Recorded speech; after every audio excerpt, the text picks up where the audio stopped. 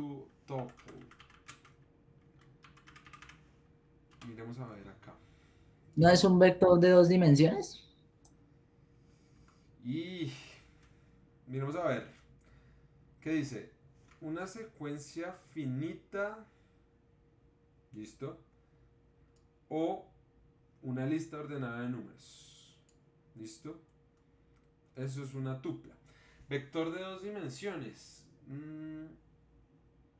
Bueno, pues un vector per se solo tiene una dimensión, ¿no? Es uno por la cantidad de dimensiones que yo le quiera poner ahí. Una dimensión me refiero a que solo es una fila o una columna, por n atributos que le quiera poner. Eh, pero bueno, entonces una tupla, secuencia finita o lista ordenada de números, desde las matemáticas. ¿Y de dónde viene esta etimología? A ver. ¿Alguien ha donado alguna vez en Wikipedia? ¿Sabe qué? Voy a donar en Wikipedia por primera vez porque sí tengo plata para donar.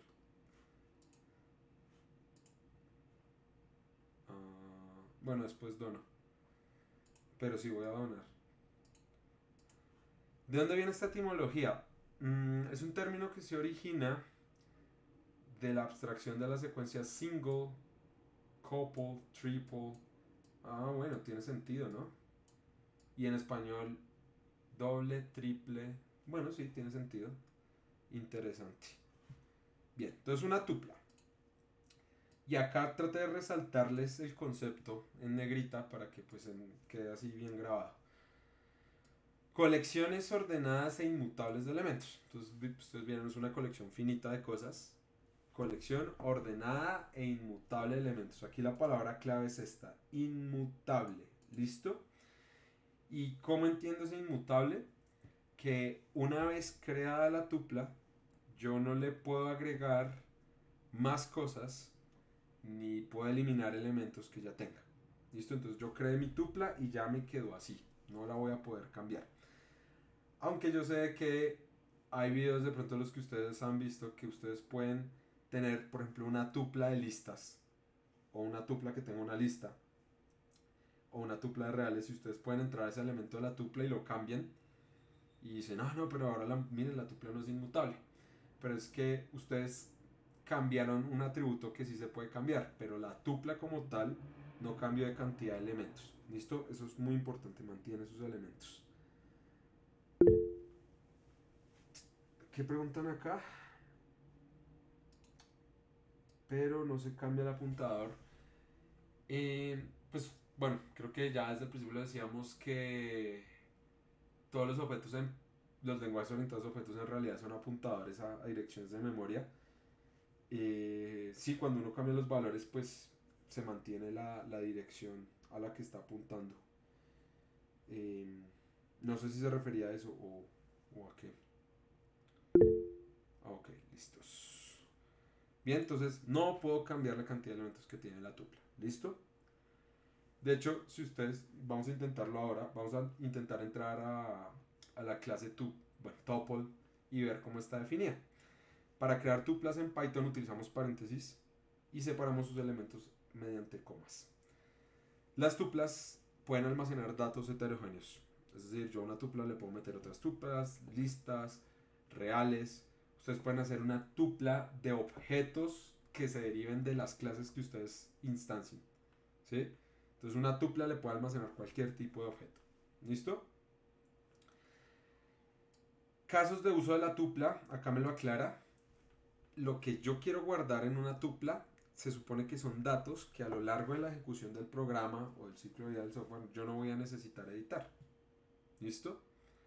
Entonces es muy común pensar en constantes, en direcciones, en cosas que yo sé que voy a mantener su valor a lo largo de todo el tiempo. ¿Listo?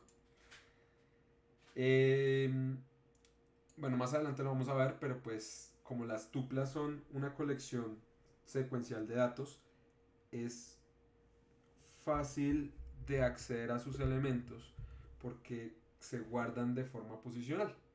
Entonces, si yo quiero ir y traer un elemento de una tupla únicamente usando su índice, listo, voy a poderlo recuperar. Y eso simplifica mucho las búsquedas, ¿listo? La ventaja de que esté almacenado en forma secuencial, si yo sé el index que quiero traer, pues me evita hacer búsquedas complejas. Acá me dicen otra cosa. La inmutabilidad de las tuplas las hace útiles para usarlas como claves de los diccionarios. Más adelante vamos a ver la estructura de datos del diccionario, aunque ustedes ya la conocen, se compone de una colección de claves, valor, ¿cierto?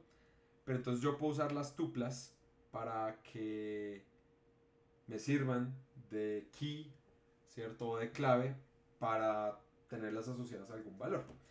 Un ejemplo muy típico de eso es que, y lo usé hace poco de hecho, por ejemplo, imagínense el caso en donde ustedes, no sé, tienen una matriz de valores. Imagínense una matriz ceros y unos ahí. Y que dependiendo de las combinaciones que tengan de esos ceros y unos, les dé un valor determinado. No sé, por ejemplo, tienen 10 variables y pueden tomar valores entre 0 y 1. Y dependiendo de las combinaciones, pues van a asignar unos valores. Problema típico ahí de matrices. Entonces ustedes pueden coger la colección de valores, por ejemplo 0, 1, 0, 0, bueno, lo que sea, de las 10 valores, y usarlo como un índice para asociarlo a un valor de un diccionario. Y entonces cuando ustedes quieran buscar qué valor, ¿cierto?, les corresponde a esa combinación 0, 1, 0, lo que sea, pues simplemente utilizan la tupla que tiene los valores que ustedes necesitan para recuperar el valor asociado a esa combinación. Entonces, eso es lo que dice ahí que lo pueden utilizar como un hash o una clave de búsqueda. ¿Listo? Por aquí hacen un comentario. He escuchado que las tuplas son más rápidas que los arrays. ¿Qué nos puede decir de esto? ¿En qué sentido son más rápidas? Martín. Martín que en lugar de usar una S usó set. Más rápidas que indexando, más rápidas buscando elementos, más rápidas operando entre sí. Bueno, cuando me formule completa la pregunta, revisamos. ¿Listo? Ejemplos de cómo declarar tuplas. Pues aquí tenemos un par. Una tupla de nombres y edades. Simplemente es heterogénea. Puedo tener strings, puedo tener enteros. ¿Listo? Tupla de flotantes o de reales, en este caso, que me representan un conjunto de coordenadas geográficas. Y si quieren una tupla vacía, simplemente la pueden declarar utilizando unos paréntesis vacíos. Quiero que probemos una cosa. Aquí es donde me puedo arriesgar a que las cosas no funcionan, pero bueno, eso es lo interesante. Por ejemplo, creemos una nueva que se llame vacía y que sea tuple. Y venga, miramos a ver esto que tiene por dentro. Y miremos a ver qué tiene esto.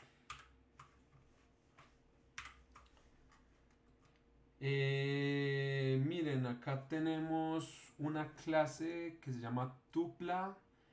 Y miren, heredan de otra clase que se llama secuencia. Interesante. Vamos a ver qué tiene secuencia. ¿Y esto qué es? Hashable. ¿Y dónde está aquí eso? Esto ya se está volviendo un poco denso. Miren, por acá tienen decoradores, métodos abstractos que creo que en algún momento los vamos a ver. Recuerden, bueno, no sé si yo lo mencioné, pero los métodos abstractos sirven como para definir un método de forma general que después a través de poliformismo puedo ir cambiando. ¿Cómo se llamaba esto? Sequence. Control F. Ay, yo me estoy tirando esta miércoles. No. Control F. Sequence. Estas son formas de llamarlo. Interesante. ¿Y qué tiene acá dentro de los built-ins? Miremos. Bueno, esto sería el equivalente a un constructor. El método para obtener la cantidad de elementos. Para obtener los ítems de la tupla. Para definir el iterador. Esto lo vamos a ver hoy, que es el método less than. Pero miren, está less than equal, greater than. El hash supongo que es para buscar. Mira, tiene el método. ¿Se acuerdan cuando quieren concatenar tuplas?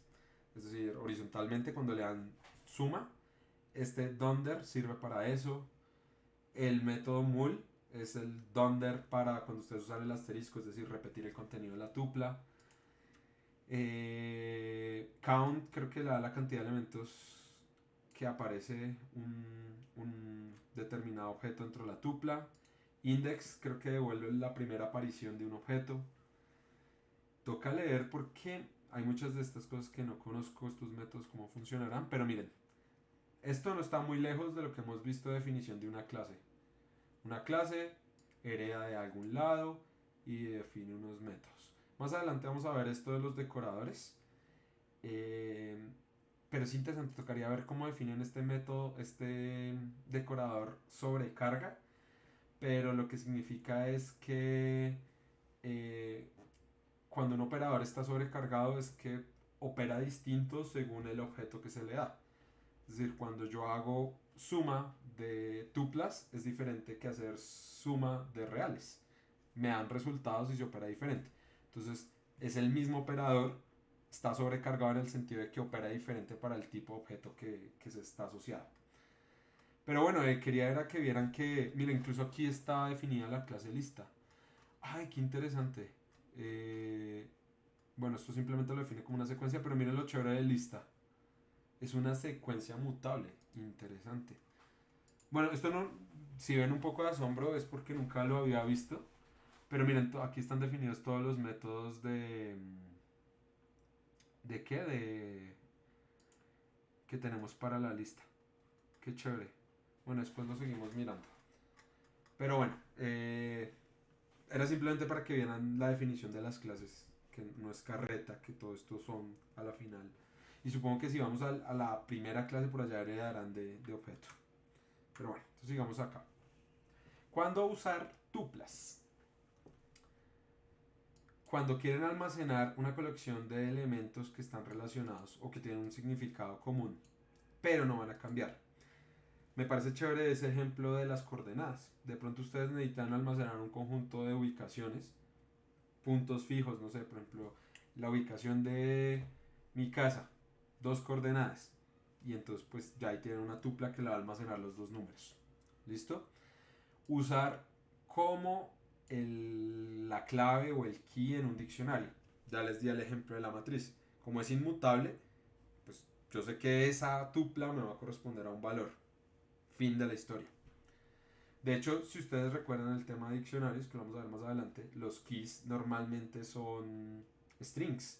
Y los strings son inmutables. Es decir, yo no puedo ir a decirle a un string, hey, cámbiame el carácter de tal índice.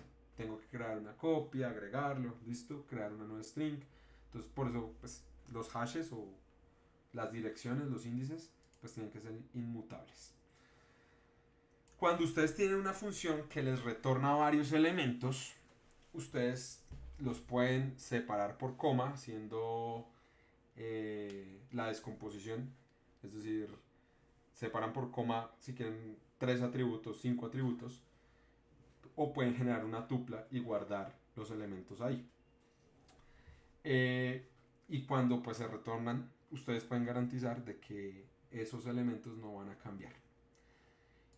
Y cuando ustedes quieren pasarle argumentos que no vayan a cambiar, ¿cierto? A una función, cuando los estén pasando, pues también lo pueden mandar a través de una tupla.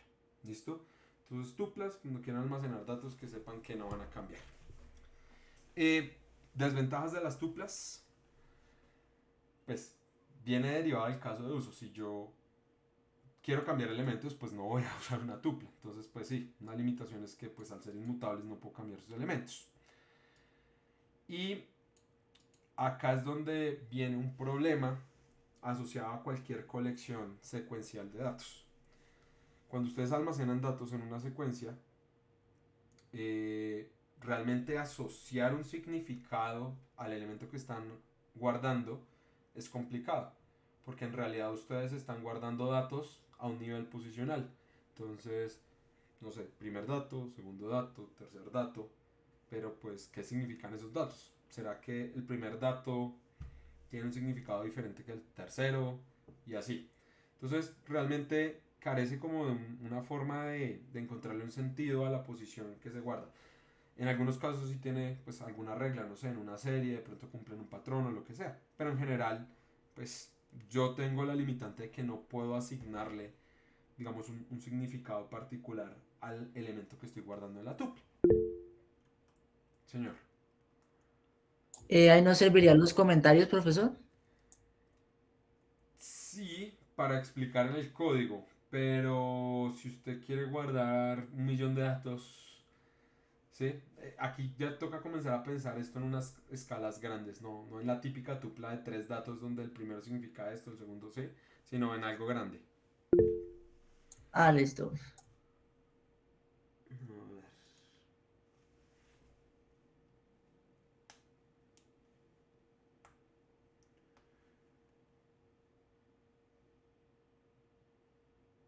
Ok, interesante lo que dice ahí Daniel.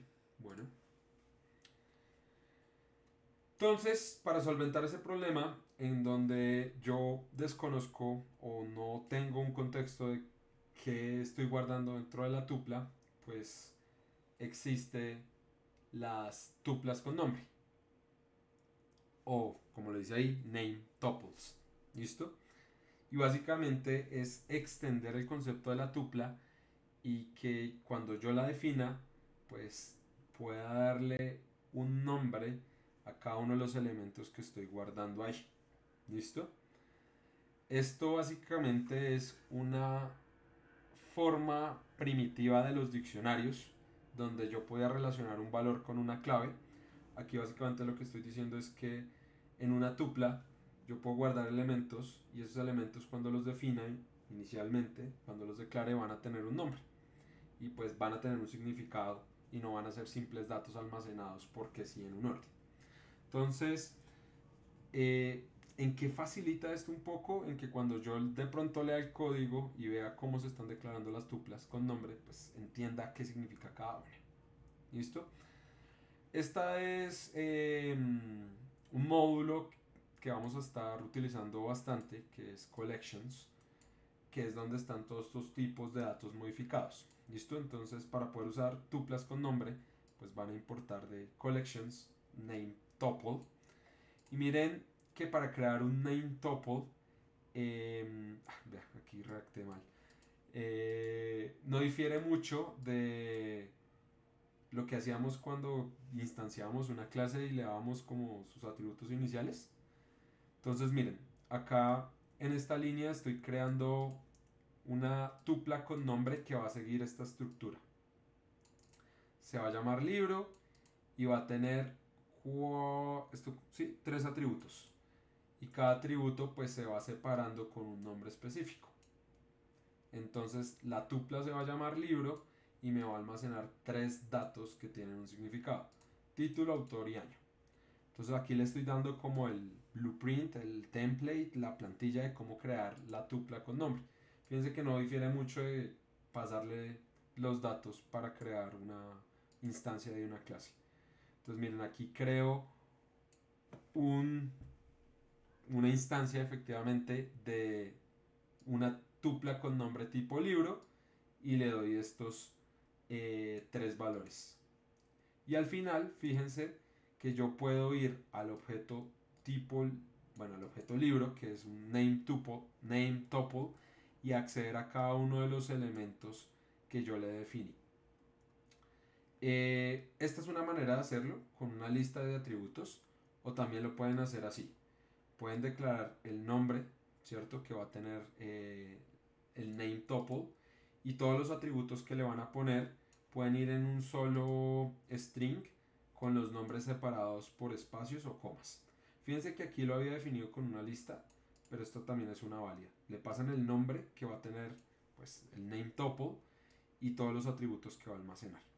Entonces, esto que pues le va poniendo más sentido al asunto, ¿no? Es decir, tal vez esta sea una colección de objetos que yo quiera guardar, no los voy a cambiar, pues es como tener una clasecita sencilla con 5 o 6 atributos. Entonces, name top. ¿Por qué digo que se parece a un diccionario? Porque pues fíjense que es como darle un nombre, ¿cierto? Clave y pues acceder aquí al valor que tiene, que puede ser unos atributos o los objetos que ustedes le quieran definir. Entonces, si ustedes corren este codiguito, No me quiero tirar estas cosas, entonces miremos acá, control S, control J, control L, y fíjense, ahí puedo acceder a cada uno de los elementos. Igual, lo que les digo, no es la única manera de hacerlo. Si quieren hacerlo de la otra forma, sería simplemente quitar esto. Creo que funciona con las comas, pero no me voy a arriesgar. Y probemos con las comas, a ver si sí funciona.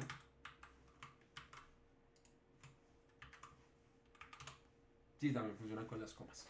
Entonces, una instancia llamada libro con una serie de atributos. Entonces miren, aquí instancian, le mandan los atributos y acá pueden acceder a ellos. Entonces, una tupla con nombre, básicamente. Me dio curiosidad, quiero mirar acá. A ver.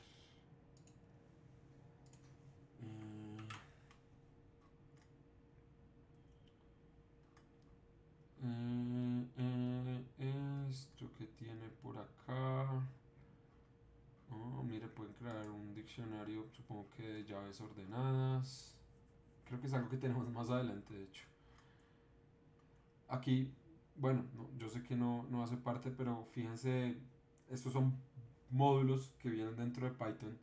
Y miren que pues aplican las cosas, ¿no? Es decir, declaran atributos privados. eh, Tampoco está tan lejos lo que uno de vez en cuando hace y cree que programa mal. Miren ahí, pues ahí como para que le echen una miradita a esos módulos que uno usa. Eh, bueno, mire, esto lo declaro como algo protegido. Curioso. Listo. ¿Claro lo que son las tuplas y las tuplas con nombre o hay alguna pregunta?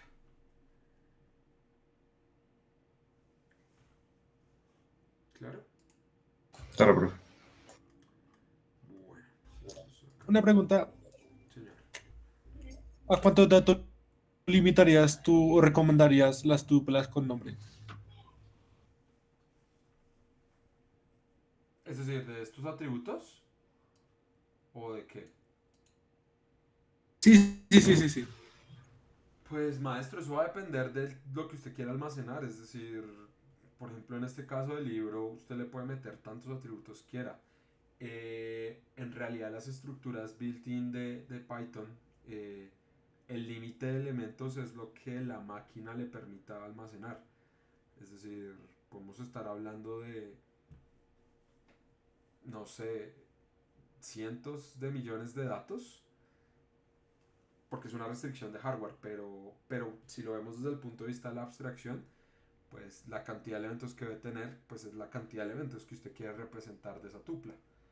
Si su tupla con nombre o la estructura que usted vaya a definir necesita 50 datos, pues use 50 datos. Si necesita 3 datos, use 3 datos. Pero el límite sí está dado solo por hardware. No sé si eso más o menos responde la duda. ¿Sí? No. Sí, profe, muchas gracias. Listo, bueno, sigamos acá. Ahí. Listo. Finalmente, ¿qué nos ayuda una tupla con nombre? Pues es más legible, ¿no? Porque yo sé qué atributos y qué representa cada uno tiene. ¿Qué representa cada atributo que tiene?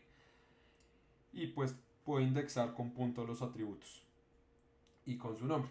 Recuerden que en una tupla tendría que usar pues el índice. Siguen siendo inmutables, por lo tanto no se pueden modificar. Entonces, ustedes una vez creen esto, pues no lo van a poder editar. Y pues hay estructuras que sí necesitan ser editadas. Y entonces uno se pregunta, hey, pues si yo quiero tener una estructura que me permita guardar un dato que esté asociado a un concepto, como en este caso las tuplas con nombre, pero que lo pueda editar, porque pues es una estructura cambiante, ¿qué hago? Entonces ahí es donde tenemos los famosos diccionarios. Entonces vamos a repasar un poquito lo que son los diccionarios. Vamos a ver un tipo nuevo que tal vez no sé si conocen, que son los default dictionaries. Y esto no lo agregué, pero pues si lo consideran importante lo podemos tratar en otro momento, que es el JavaScript Object Notation, o también conocido como JSON. ¿Listo? Entonces, ¿qué es un diccionario? colecciones desordenadas que almacenan pares clave-valor.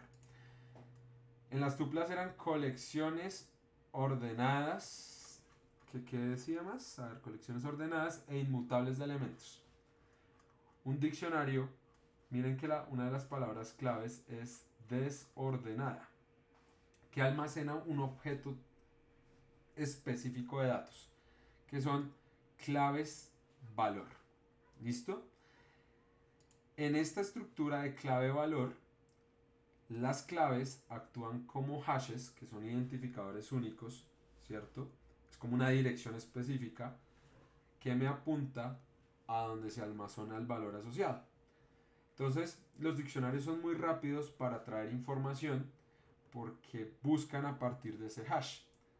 Es decir, es muy similar al caso de la tupla o la lista, que yo le digo, tráigame el elemento número 10 y el chat va a indexa y trae el 10, pero aquí ya no va a funcionar con un número, sino con un hash.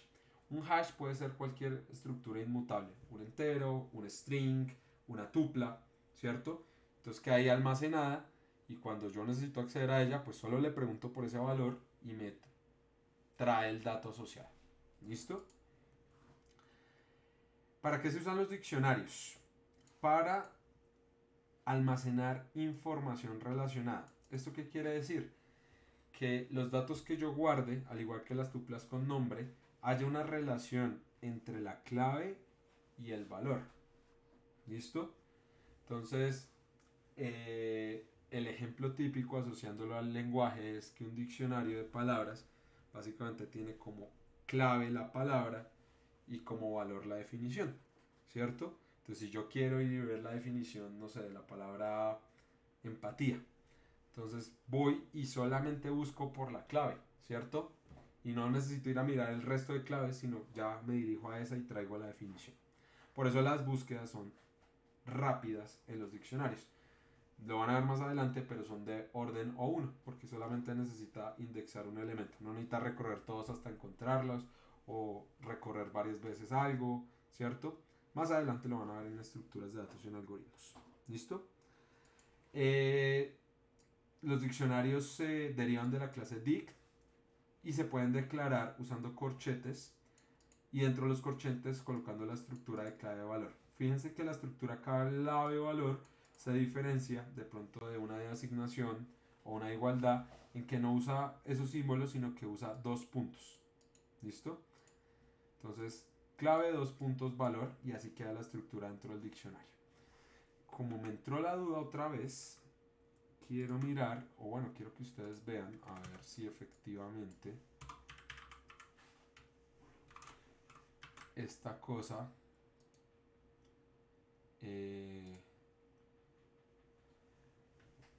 qué interesante, mutable mapping. Bueno, tiene sentido. Se pueden cambiar los valores. El mapping de mapeo. Tocaría mirar qué quieren hacer con eso. Pero miren, acá está definida la clase diccionario. Interesante. Interesante. Listo. Solo quería ver que existiera. ¿Por qué les hablo de esto? Porque, como ya sabemos que son clases, si ustedes quieren declarar un diccionario vacío, lo pueden hacer así, ¿cierto? Si quieren ser súper estrictos, pueden hacerlo de esta manera. Y también les funciona. Y recuerden que hacer tipeo estático es bien importante en las funciones y pues también en las clases.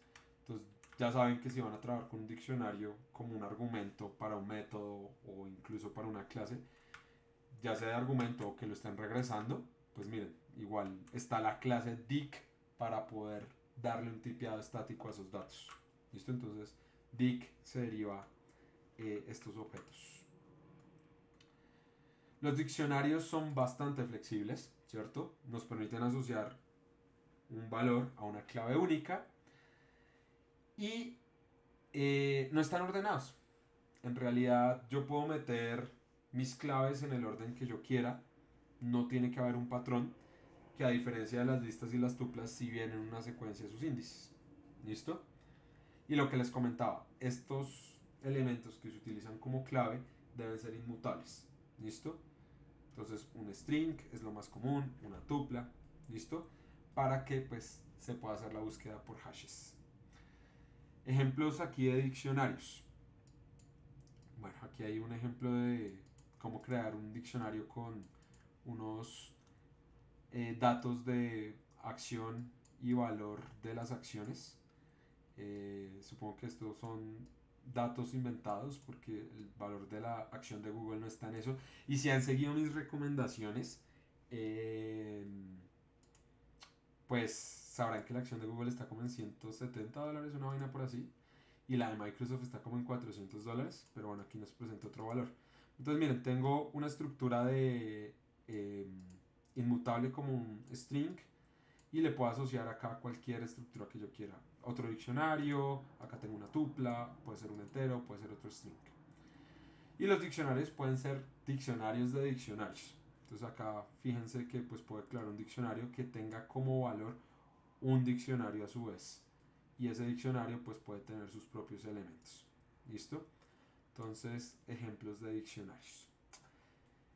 Voy a hacer un pequeño paréntesis, ya que estamos hablando de acciones.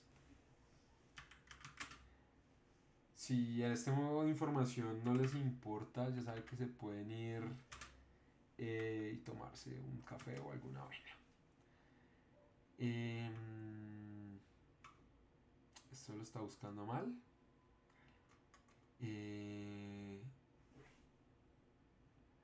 No sé, para mí fue el 24. No sé si han tenido la posibilidad de ver las cositas que les hablé de inversiones. Si no estoy mal, el día tri del año pasado fue el 24 de abril. Pero no recuerdo si fue específicamente ese día. Espérenme, miro. Espérenme.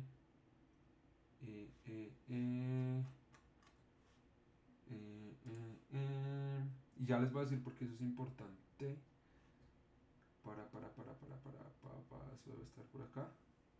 Sí, acá está. Fue el 28 de abril. Pero lean lo que dice acá. Ah, bueno, yo sé que estoy tapando una parte, entonces pero lo subo. Ya. No sé si alcanzan a leer.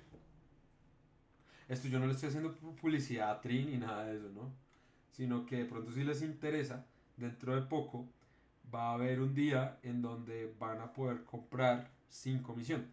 La comisión es relativamente alta, la comisión está como en 16, 17 mil pesos.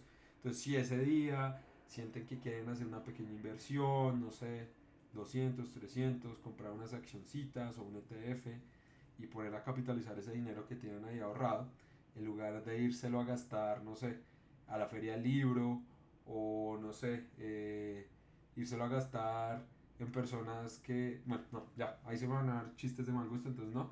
Entonces, pues no sé, si les interesa, pues está esta opción.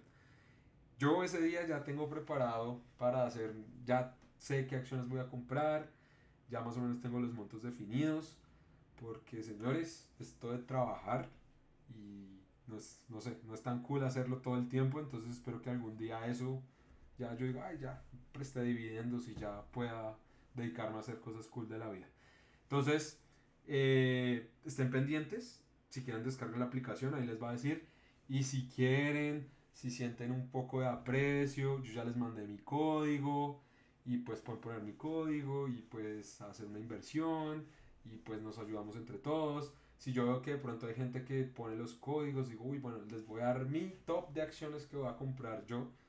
No significa que ustedes tengan que hacer lo mismo, ustedes lo pueden evaluar, pero pues si yo digo, oye, esta gente está como interesada en esto, pues les comparto eso. Entonces, nada, quería hacer ese paréntesis. Fue totalmente casual. Fue porque vi estos precios de las acciones, entonces dije, ah, bueno, le voy a hablar a esta gente que va a ver este día y de pronto les da por invertir. Listo, entonces ahora sí sigamos.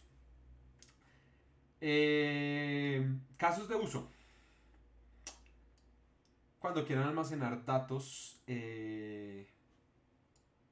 que tengan un hash específico. Cuando quieran hacer estas tablas hash, la mejor forma de hacerlo es con un diccionario. Cuando quieran contar ocurrencia de eventos, y ya vamos a ver que hay un diccionario específico para eso. El típico ejemplo de que yo tengo un conjunto de un texto y quiero contar la ocurrencia de caracteres, el mejor ejemplo es un diccionario. Yo puedo ir almacenando como clave el carácter y el valor, la cantidad de veces que aparece. ¿Listo? Representar objetos complejos con atributos y valores asociados. Acá tienen un ejemplo. Esto es un objeto complejo, un nombre que tiene asociado un teléfono y un correo. ¿Listo? Y almacenar configuraciones o preferencias de usuario. Yo no sé si ustedes se dieron cuenta, pero hay un... Cuando ustedes cambian las preferencias de Visual Studio Code, les genera un archivo tipo JSON, que es un diccionario básicamente, donde les almacena como preferencia específica y el atributo que han cambiado. Entonces es bastante común tener este tipo de estructuras ahí. Un repaso, y de hecho creo que cuando abrimos la clase los vimos. ¿Qué pasó? De los métodos útiles de los diccionarios. Get. Entonces, diccionario.get, la clave nos trae el valor asociado a esa clave. En caso de que no exista y no le haya definido un valor por defecto, me va a retornar un none. En caso de que yo aquí le ponga como segundo argumento un valor por defecto, no sé, una cadena vacía, un número, me va a retornar ese valor. Yo sé que ustedes están acostumbrados a indexar los diccionarios utilizando brackets y el nombre de la llave. Pero en serio, la mejor forma es utilizando get. Porque si ustedes intentan indexar un diccionario con la clave usando brackets y esa clave no está, les va a generar la excepción de, creo que es un key error, me parece, tienen que revisar y pues claro, se les va a parar el código. En cambio, si lo hacen con get, llamo a esta clave, no existe, pues me retorna un none, no me va a parar el programa. Entonces, para acceder a los valores de los diccionarios, les recomiendo enfáticamente utilizar .get en lugar de indexar con brackets. ¿Listo? Set default, creo que este no lo habíamos visto.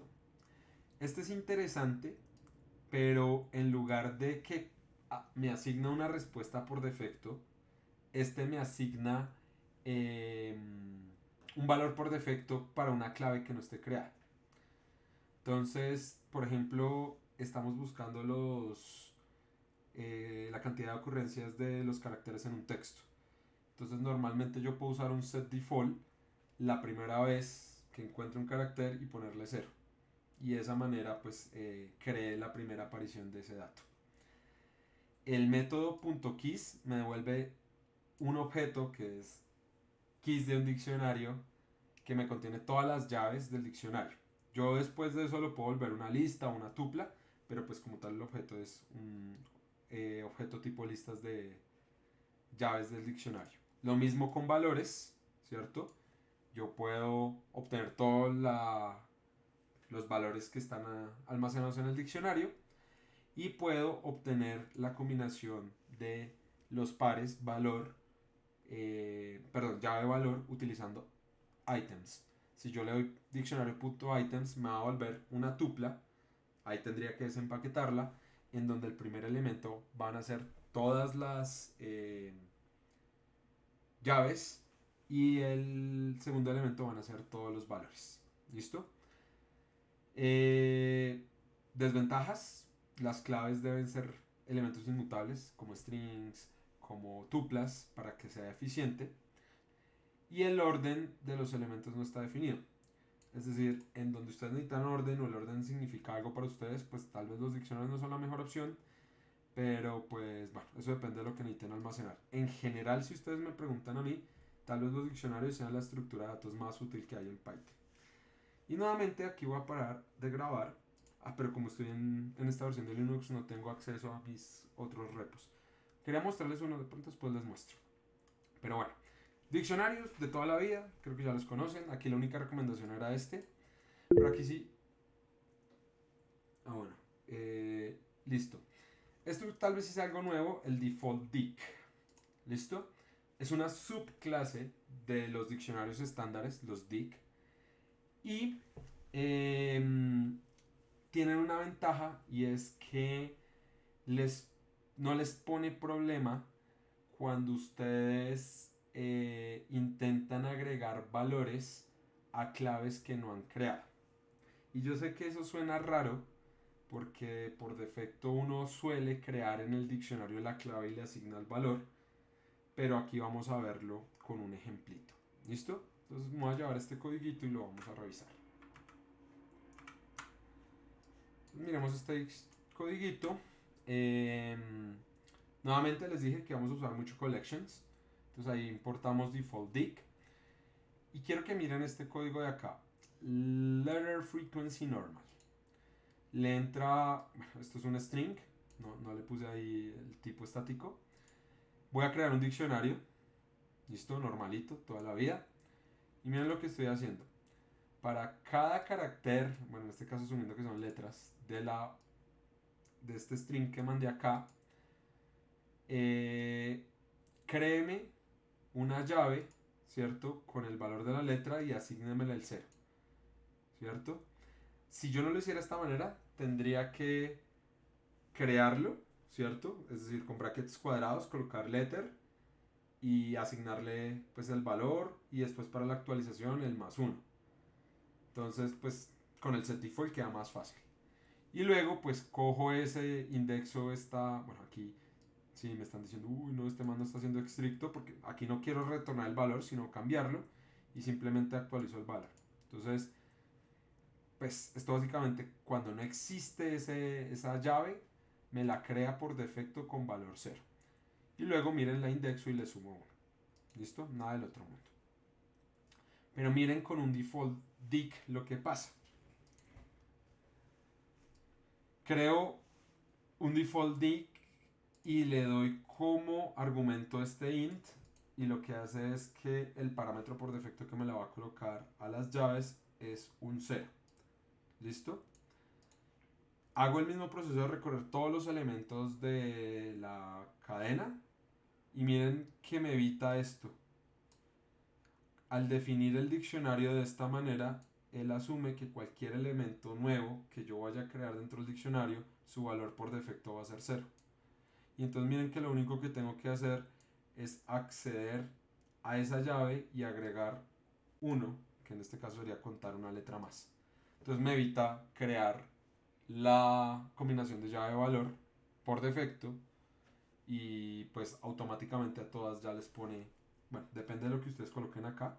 En este caso el valor por defecto va a ser un entero que es 0, pero pues ese argumento se puede cambiar.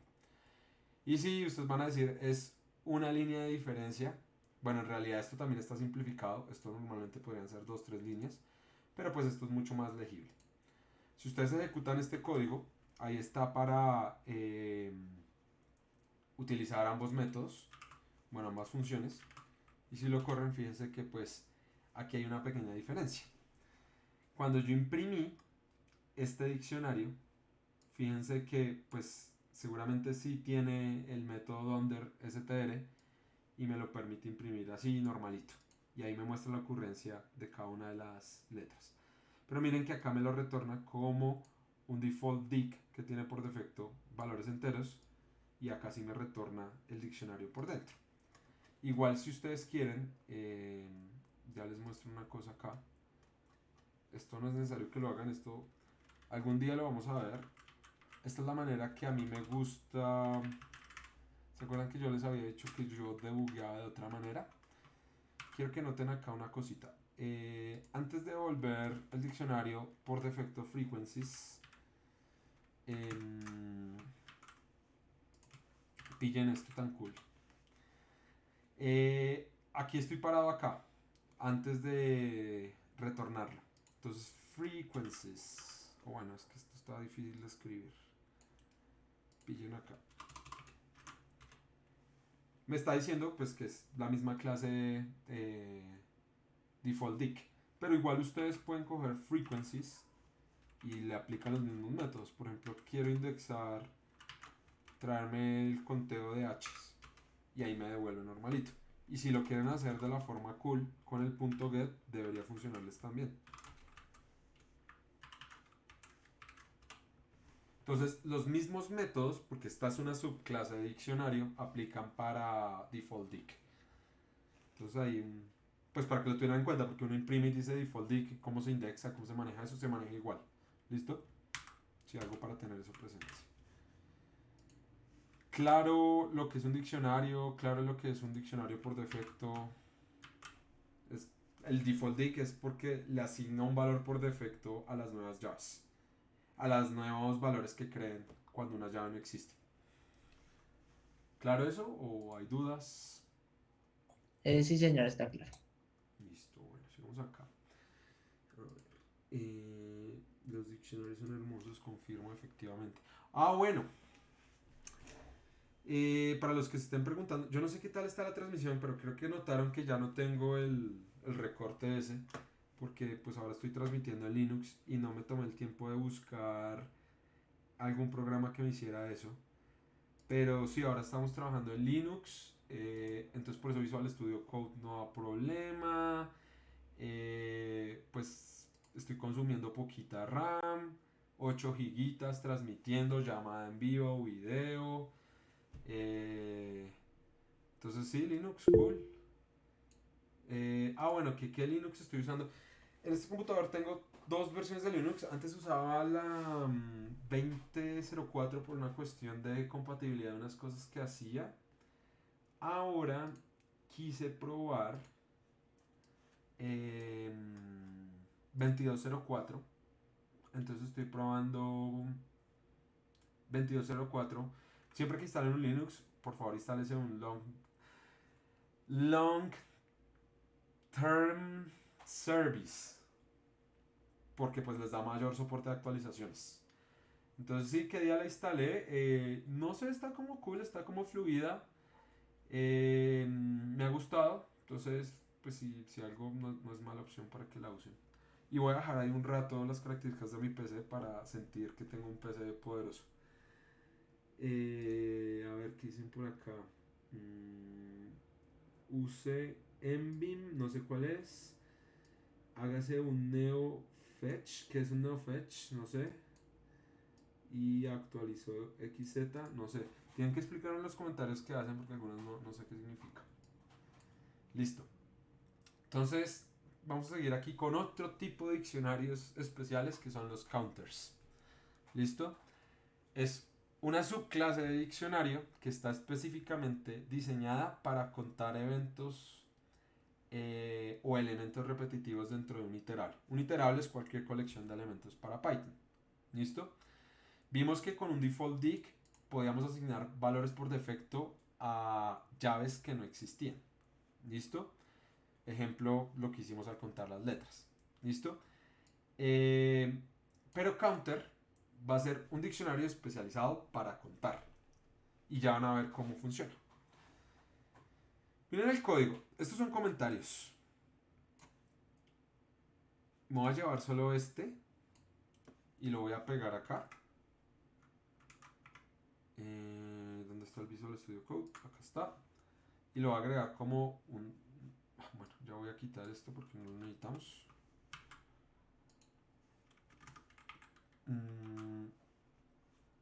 Toca importar counter. Miren. Es decir, solo necesito mandarle lo que quiero contar. En este caso, pues la secuencia. Y ya. Y démosle aquí un prensazo. Y para los que creen que yo escribo muy rápido, no. Eso que acabaron de ver autocompletado fue Copilot. Tal vez en alguna de estas otras sesiones podamos mirarlo de Copilot. Y miren esta magia. Ahora, lo mismo, me devuelve un diccionario especial que es tipo counter, pero ustedes pueden indexarlo normal. Pero miren la diferencia, es decir, una línea. Y ya, solo necesito mandarle el iterable y él mira a ver cómo cuenta lo que necesite contar. En este caso, pues tiene mucho sentido cuando necesito contar caracteres. Yo creo que tal vez los que vieron programación el semestre pasado conmigo, uno de los ejercicios que veíamos en diccionarios era precisamente contar la ocurrencia de caracteres y recordarán que eso hay que hacerle un mundo de force, iterar, pero pues cuando uno ya sabe la magia de la programación orientada a objetos, una línea de código.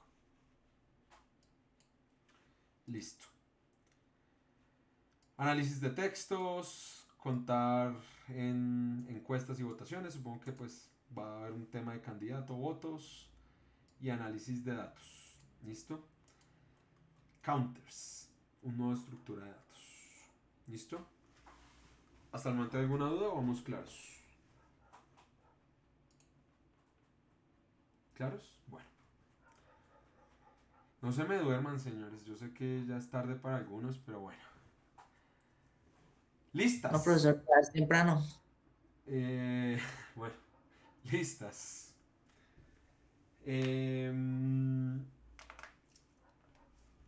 Colección ordenada de elementos. Me falta aquí poner mutables. ¿Listo? Entonces, colección ordenada de elementos inmutables. Tupla. Colección ordenada de elementos mutable. Lista. ¿Bien? Deberíamos cambiar este horario. Voy a empezar a soñar con diccionarios. Interesante, es decir. Bueno, yo ya les he explicado el porqué, pero bueno.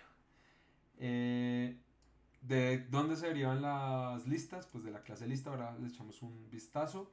¿Y cómo se crean? Se utilizan brackets, nada de paréntesis cuadrados. Brackets para sonar como profesional y los elementos se separan por comas. Las tuplas pueden almacenar elementos heterogéneos, pueden tener una lista de listas, perdón, las listas pueden almacenar elementos heterogéneos, pueden tener listas de listas, listas de enteros, listas de objetos que ustedes hayan definido. ¿Listo?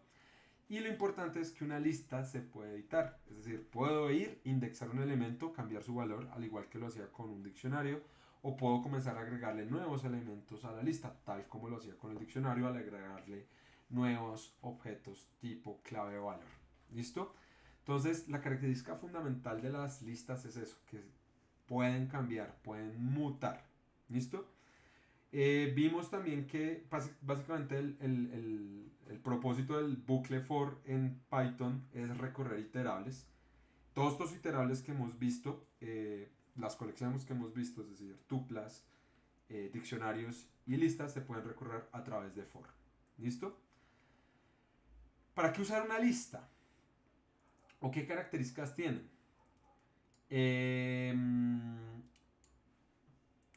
Cuando quieren encontrar el símil con los arrays de otros lenguajes de programación, pues almacenan objetos del mismo tipo y ahí crean un array.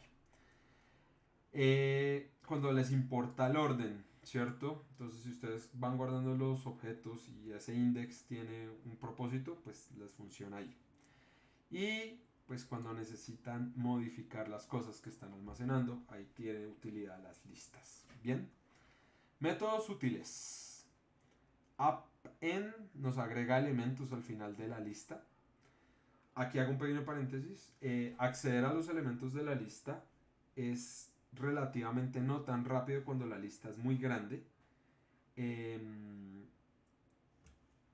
Entonces, si ustedes se fijan, los dos métodos principales son agregar al principio, perdón, agregar al final, quitar al principio o al final. Esos son los más rápidos, porque pues con la cantidad de elementos de la lista, pues puedo indexar fácilmente. Entonces, por eso el método más que todo es agregar al final. Sin embargo, también existe insert que me permite agregar un elemento en un índice específico. Entonces, le tengo que dar el índice donde quiero agregarlo y el elemento que quiero agregar. Count me retorna la cantidad de veces que aparece un elemento dentro de la lista. Acá les dejo como ejercicio que apliquen un count de un elemento que no está en una lista. A ver qué les retorna, un none, una excepción, y lo vayan relacionando pues con el try except que hemos visto. Index, ¿cierto? Nos devuelve el índice de la primera aparición de un elemento que esté dentro de la lista.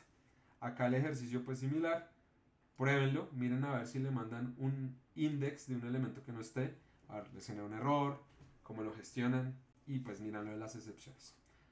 Find, listo, nos permite buscar si un elemento está dentro de una lista y nos retorna su índice. En caso de que no encuentre nada, nos devuelve un -1.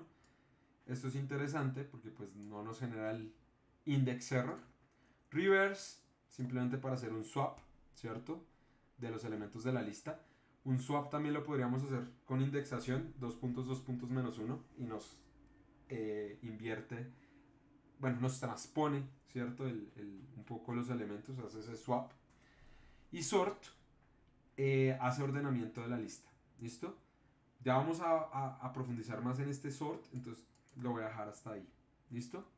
Ejemplos de listas, brackets, una lista de enteros, es decir, un array de enteros, la indexación, pues simplemente recordar, ya a estas alturas creo que es evidente, que los índices comienzan en 0 hasta la cantidad de elementos menos 1. ¿Listo? Entonces aquí lo que estamos accediendo es al elemento número 3 de esta lista. Pueden entrar, ¿cierto? Indexar el elemento y darle otro valor, y eso nos va a modificar el valor en nuestra lista, ¿cierto? Usamos el for, y con la instrucción in, para cada elemento de la lista lo vamos asignando a esta variable y podemos recorrerla sin hacer el típico for, y in range, len de la lista, sino que podemos separarlo de esta manera y hacerlo más Pythonic. Y podemos utilizar algunos de los elementos que vimos: append, agregar al final; insert, ingresar en un index específico; remove creo que no lo puse, pero elimina si un elemento por su valor. Entonces sería también interesante que probaran qué pasa si le intento dar remove de un elemento que no existe. Y pues bueno, los métodos típicos de una lista. Yo acá quiero que noten algo interesante para que lo relacionen con todo lo que hemos visto de programación orientada a objetos. Recuerden que al final una lista es una clase, ¿cierto? Y tiene sus atributos y sus métodos. Entonces, si ustedes crean una lista, esto es solamente para poder ir, y ahí es donde la magia de la programación orientada a objetos comienza a surgir. Fíjense que todos estos copy, append, extend, pop son métodos de la clase lista. Y cuando nosotros necesitamos acceder a esos métodos, fíjense, cojo un objeto de la clase lista, punto, y llamo el método que quiero, pues, usar. Entonces, aquí es donde tal vez eso uno lo usaba antes, pero no entendía muy bien por qué funcionaba.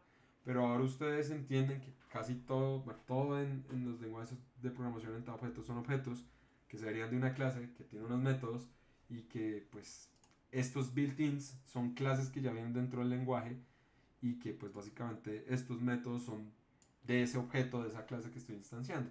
Entonces bien chévere cómo se van conectando todas esas ideas que uno va viendo a lo largo del curso. ¿Cuándo usar listas? Cuando quieren almacenar objetos que tengan un orden específico, cuando quieren implementar otro tipo de estructuras como pilas, bueno, o stacks o colas, listo, que ya les vamos a dar al final, y para hacer operaciones sobre secuencias numéricas. ¿Por qué digo esto? Porque como la lista es mutable, por ejemplo, si yo quiero, qué sé yo, coger todos los elementos de una lista y elevarlos al cuadrado, pues lo puedo hacer, le puedo aplicar operaciones porque puedo modificar los valores que almacena. ¿Listo?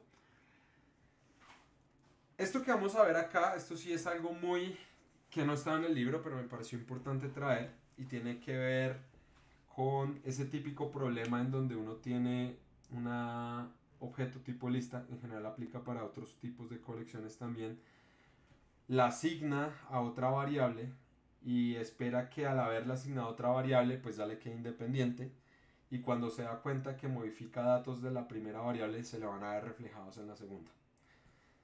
Recuerden que todo en Python son apuntadores, entonces cuando ustedes asignan esta variable es igual a otra cosa, en realidad eso sigue apuntando en la misma dirección de memoria.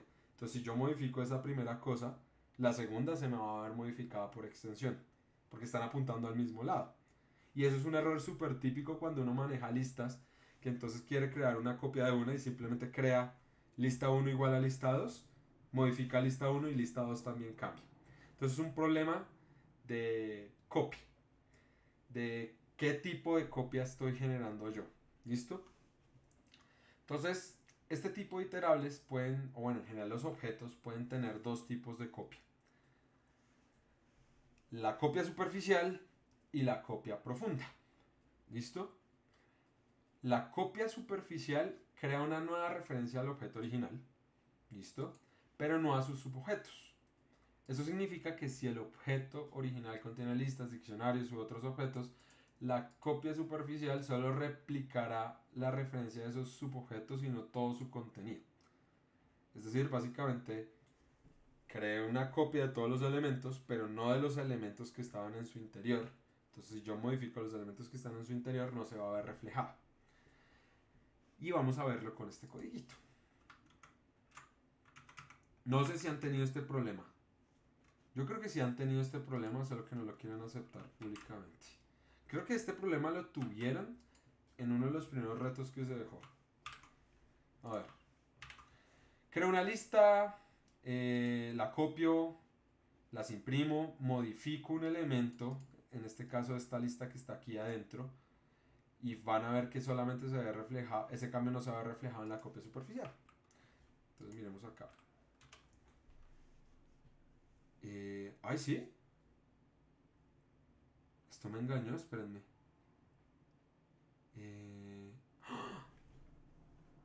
Olvídenlo. Olvídenlo porque acabo de quedar muy mal en video. Creo que esto no debió haber pasado. Espérenme acá. Original lista. Listo. Hagámoslo de esta manera y ahora sí debería funcionar.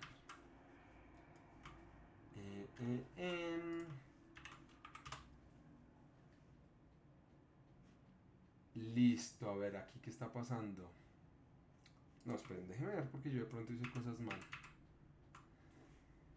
Listo, copié esta, modifiqué la copia superficial, el elemento 3, es decir, este 4, y se me modificó también la otra, pero aquí quiero hacer esto. A ver, si yo hago esto, Profe, original lista, señor. la lista dentro de lista original es también un apuntador. Entonces, cuando tú copias el arreglo, estás copiando la dirección de memoria de la lista de adentro y cambia la lista de adentro. Creo que eso es lo que quería representar, que una copia superficial en realidad sigue representando el mismo elemento. Entonces por eso se ven reflejados los cambios tanto en la copia como en la original.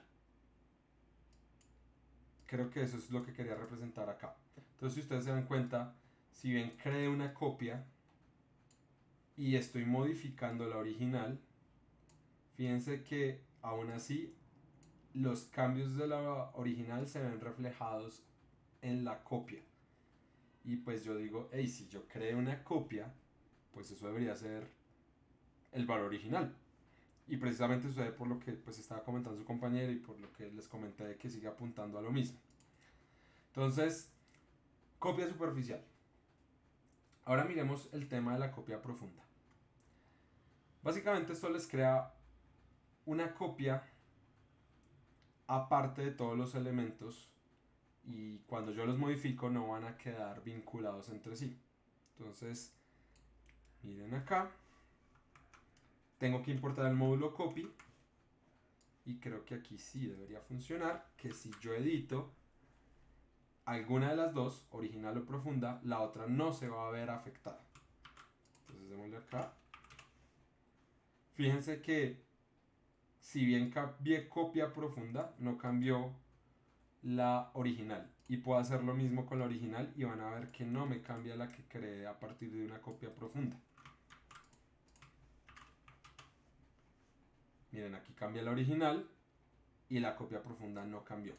Sí, era precisamente, solo que lo estaba pensando al contrario. Pensaba que el deep copy básicamente es lo mismo que asignar la misma variable a lo que estoy copiando, pero con la copia profunda, fíjense que sí creo casi que una nueva estructura con los datos del original y ya no me quedan vinculadas.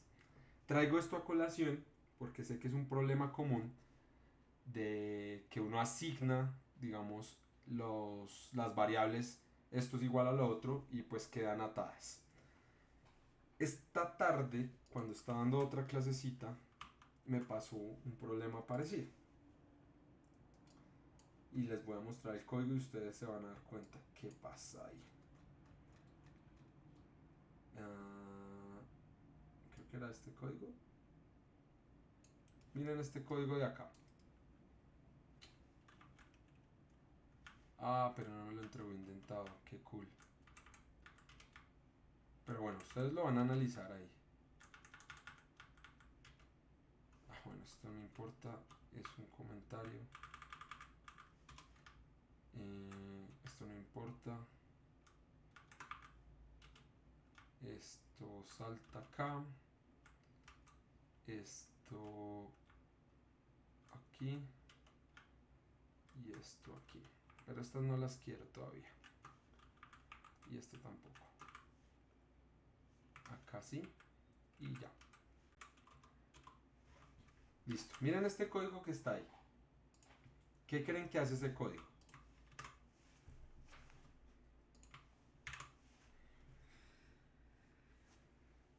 ¿Qué hace ese código, señores?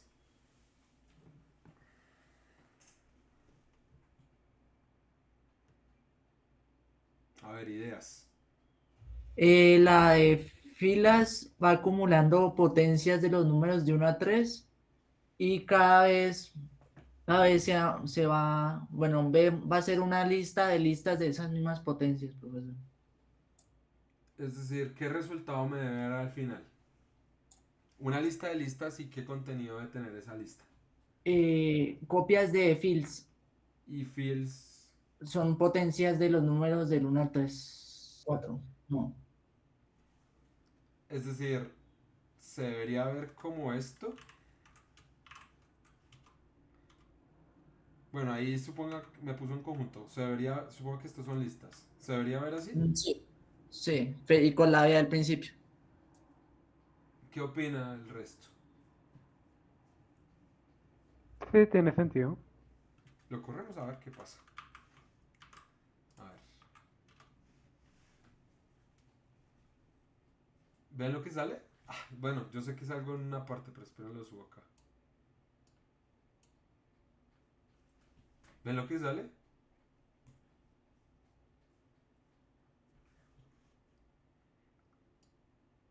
Me está generando toda la lista en todas las listas intermedias. Lo que dice su compañero es que la primera vez que esto se ejecuta, y acá lo podemos poner, de hecho podemos colocar un print de las filas y lo volvemos a ejecutar. Miren que la primera vez me genera del 1 al 9.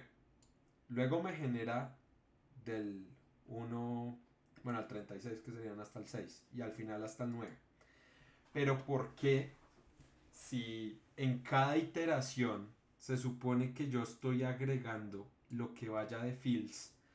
El primer elemento de fields de la lista B no es solamente esto, el segundo es solo esto y el tercero es solo esto. Si cuando yo agregué la primera vez solo era esto, ¿no? Y la segunda era esto. Y la tercera, todo esto. Ay. Porque digamos, en el resultado final, cada lista se sigue llamando fields, entonces le sigue metiendo los valores a cada fields. Pero no se supone que yo aquí en la línea 9 ya agregué fields a B y debería tener el valor que en su momento valía fields. Pues, acá en la línea 6 se sigue agregando elementos a fields y según esto, entonces, en B cada lista se sigue llamando fields. Pero O sea, exacto, pero la primera vez que se ejecutó el ciclo de este for grande, yo ya agregué la primera versión de fields, que era esta, ¿cierto? entonces, en teoría, si no, de pronto, si tuviera menos pasos, o se podría ver como que se van agregando, yo creo. Es que ese es el problema. Miren lo que escribió ahí su compañero. Ese es el problema de que todos sean apuntadores a cosas de memoria. Es súper intuitivo, pero a la final yo estoy agregando ese apuntador y él al final está cogiéndome ese el valor final que tuvo esto. Entonces, con lo de copy, me tocaría a mí import copy. Y entonces cuando yo le agregue esto, más bien le voy a agregar una copia profunda de lo que vaya a fields, y de esa manera, fíjense que cada vez que itera, pues me va agregando lo que lleva en ese momento, y no me agrega fields como tal, sino una copia aislada de sus valores. No sé si con este ejemplo ya lo de las copias queda un poquito más claro, o no, o sí, ¿no? Sí, señor. Y para el resto, ¿no? ¿Sí? Sí, señor.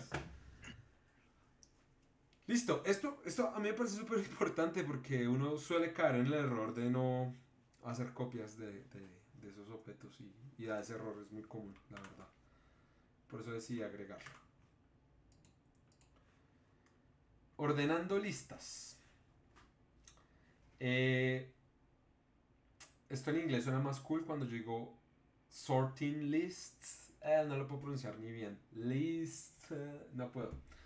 Bueno, ordenando listas, ¿cierto? Es, bueno, list sorting, pero quiero que suene en plural. Lists, no puedo. Hablo muy mal. El proceso de ordenar me suena raro, ordenación. Es que ordenamiento tampoco suena bien. Entonces vamos a decirle sorting, porque es que cuando lo decimos en inglés parece que sabemos un poco más. Y pues somos un poco más snoop. Entonces es una operación fundamental para simplemente ver en qué orden vamos a dejar los elementos de una lista, ¿cierto? Ya vimos que hay un método llamado sort que nos permite ordenar por defecto de forma ascendente los elementos de una lista, ¿cierto? Pero entonces ustedes dicen, bueno, ¿y qué pasa si una lista contiene, en lugar de números que tiene un sentido poderlos ordenar, qué sé yo, strings o tuplas u otros objetos? Yo puedo crear una lista de objetos tipo shape, y si le doy punto .sort, ¿qué va a pasar? ¿Cómo me los va a ordenar? ¿Sí? Incluso creo que esto lo vimos en su momento en el otro curso, pero si yo pongo strings, ¿cómo me los ordena? Pues existe algo que es el orden lexicográfico, pero ¿qué? Pues uno se comienza a hacer las preguntas. Bueno, ¿qué es el orden según el tipo de objeto que estoy analizando? Entonces aquí hay, bueno, números, sobra decirlo, ascendente o descendente. Miren, cadenas, orden alfabético, y tiene también en cuenta el orden lexicográfico, que es como aparecen en el alfabeto. Las tuplas, orden por el primer elemento de cada tupla. Eso también sirve cuando ustedes las comparan. Entonces mira la tupla y ve el primer elemento, y si es de algún tipo de estos, pues lo ordena con respecto a eso. Cuando son tipos combinados, bueno, honestamente no se tocaría probar. Adicionalmente, el método sort tiene un atributo, bueno, un parámetro que es key, que nos permite parametrizar el ordenamiento. Ya lo vamos a ver. Es darle como un parámetro adicional de cómo debe ordenar. Y la última, que yo les dije que le vamos a ver, es el método donderLT, que es less than. También podríamos mirar los de greater than or equal than, que nos van a permitir hacer comparaciones de objetos. Es decir, cuando yo quiero sobrecargar un operador, por ejemplo un mayor que, un igual que, un diferente de, ¿cómo comparo objetos con otros objetos? Es decir, ¿cómo comparo un objeto tipo cuadrado con un objeto tipo triángulo? Es decir, ¿eso se puede hacer o bajo qué parámetros es viable? Es decir, yo podría definir que dentro de mis clases el objeto cuadrado es mayor que un objeto triángulo porque tiene más lados. Y yo lo puedo definir dentro del código para que cuando haga esa comparación Python lo entienda y pues me dé un valor válido. Entonces, para hacer sorting yo necesito definir el método donderLT o donderLessThan, que básicamente lo que hace es que compara objetos, devuelve true si es los objetos que quiero comparar pues siguen ese parámetro de mayor, y false en caso contrario. ¿Y eso para qué sirve? Porque cuando él va a hacer las comparaciones, va y busca este método mágico, ¿no? Del donder, y pues comienza a comparar elementos y así los puede ordenar. Entonces es una manera de decirle a Python un criterio para que pueda comparar efectivamente objetos de clases no convencionales. ¿Listo? Entonces, de los parámetros normalitos cuando quiero hacer el sorting, pues ya saben que si aplico .sort, por defecto me los ordena de forma ascendente. Si lo quieren hacer en forma descendente, coma, reverse igual true, y pues lo hace con el orden inverso. ¿Cuál es la cuestión con el método sort? Que el método sort modifica la lista. Es decir, si la lista original es esto, 5281, cuando le doy .sort, me la va a modificar y ya me la va a entregar así. Si ustedes no quieren modificar la lista, pueden utilizar el método sorted, sort y ed, es que no sé cómo se pronuncia, así que lo voy a decir re mal, y entre paréntesis le mandan la lista y eso les genera una copia ordenada de la lista, sin necesidad de modificar la original. ¿Listo? Entonces eso hay que tenerlo muy presente. Fíjense que ustedes también le pueden colocar un key. En este caso les hace ordenamiento por el orden lexicográfico. ¿Listo? Y este de acá, básicamente miren lo que le está diciendo. Le está diciendo que les ordene según el segundo parámetro de la tupla. Entonces fíjense que tengo una lista de tuplas que tienen objetos de string, bueno, caracteres y números, y le estoy diciendo que el objeto que se va a usar para ordenarlas en este caso va a ser el segundo elemento de la tupla, y fíjense que les entregó la lista de tuplas ordenadas con respecto al segundo valor de las tuplas. ¿Listo? Un ejemplo de esto clásico puede ser un priority queue, en donde yo puedo tener pues, un conjunto de elementos con diferente prioridad y necesito ordenarlos con respecto a un parámetro.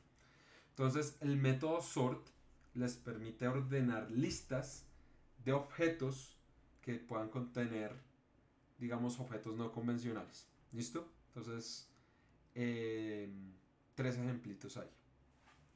Lo que les hablaba del método donder less than, que nos sirve para ordenar o comparar elementos que sean de clases personalizadas.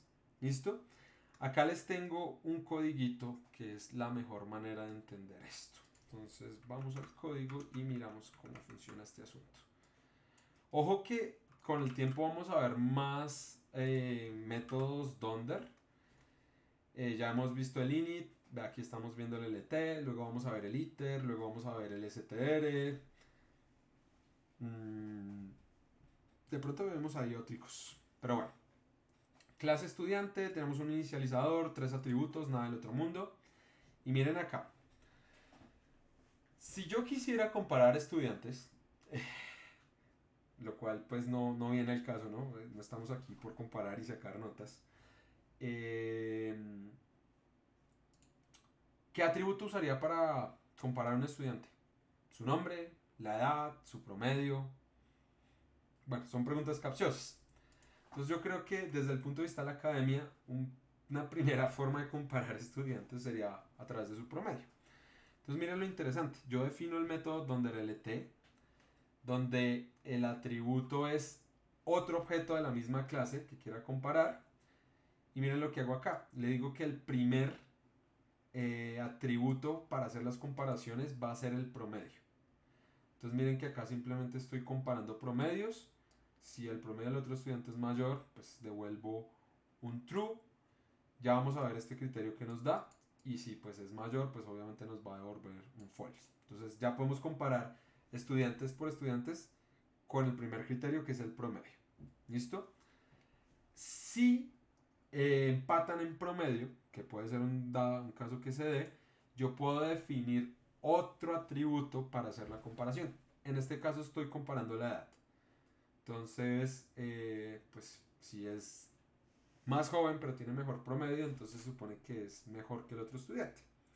Entonces aquí yo le puedo colocar toda la lógica que yo quiera para comparar los atributos de un objeto cuando se compara con otro. Y pues para el caso del sorting, pues es importante tener este método less than, que es el que va comparando dos elementos para poderlos ir ordenando. ¿Listo? Aquí, ¿qué hice? Creé una lista de 3 estudiantes. Ana, 18, promedio 9.5, Benito, Carmen, unas edades y unos promedios.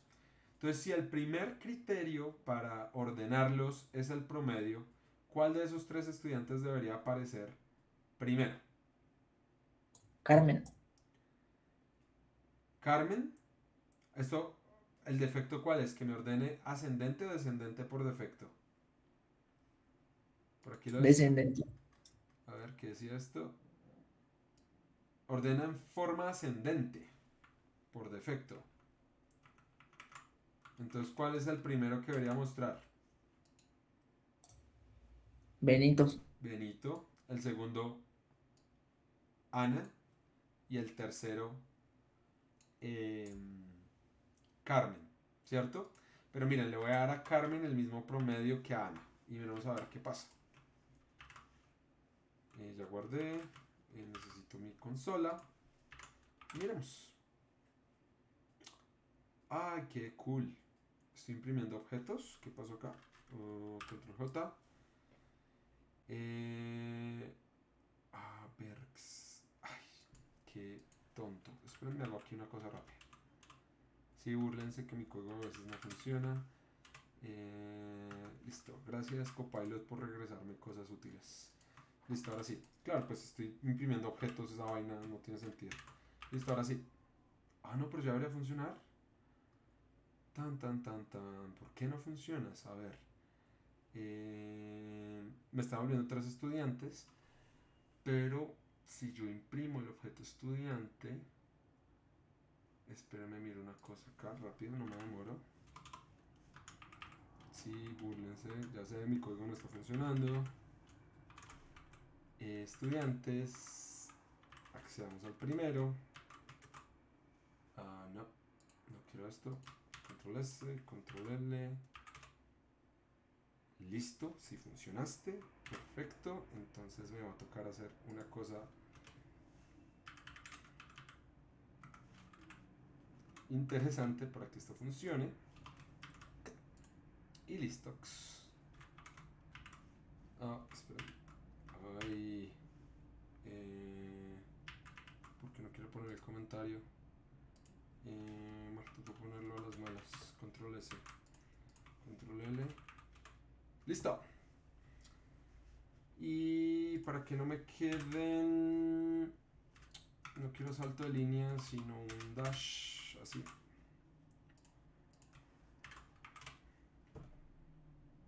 Listo, entonces me imprimió primero a Benito, luego a Carmen y luego a Ana.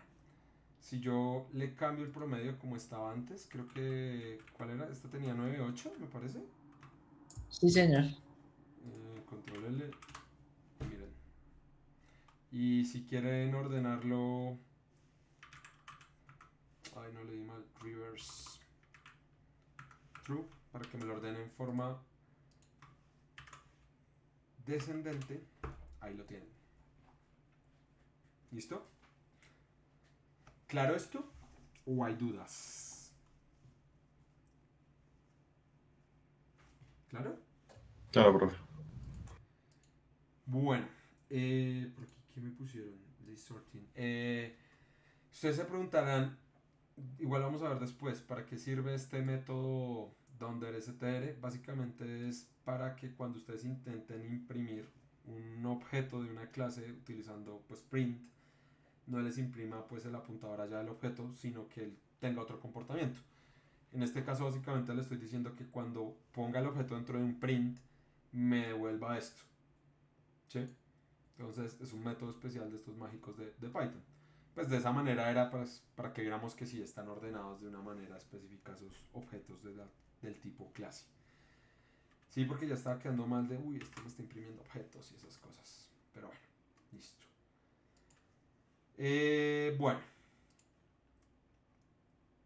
Y bueno, ese era el ejemplo que les quería mostrar. Yo ya los estoy viendo cansados, ya los estoy viendo aburridos. Entonces lo que podemos hacer es que el resto de esta clase, que queda lo de conjuntos y todo el tema de colas lo veamos después, porque igual seréis larguito. Entonces sé que voy a estar hablando por ahí otros 40 minutos, una hora, y la gente se va a comenzar a aburrir y a irse. Entonces, pues si quieren podemos seguir, o si quieren lo dejamos para otro momento. Como prefieran. Señores. Yo sí puedo seguir. ¿Y el resto qué opina? Bueno, profe, sí, ya despuesito ya estoy muy cansado. Por dos, profe, también estoy cansado. Sí, profe, igual. Para otro momento. ¿Cuál es la diferencia entre rep? Oiga, voy a revisar porque no lo tengo tan claro. Sé el de STR, pero el otro no lo conozco. Voy a revisarlo. Pues bueno, entonces dejemos hasta acá. Y pues buscamos otro espacio otro día. Pero yo les voy a advertir una cosa. Como esto a mí me costó un resto de tiempo. Espero que hayan leído esto. Voy a dejar un reto muy largo porque esto fue mucho trabajo. Y pues si yo sufro, la lógica es que los demás también tienen que sufrir, porque si no, ¿dónde está la gracia? ¿Sí? Si la gente tuvo que estudiar un montón para poder lograr algo, pues también me obligaron a leer toda esa mano de libros, entonces pues también voy a tener que hacer sufrir gente. Pero bueno, entonces listo, vamos a dejar hasta acá. Yo busco un espacio esta semana y miramos cuándo terminamos esto.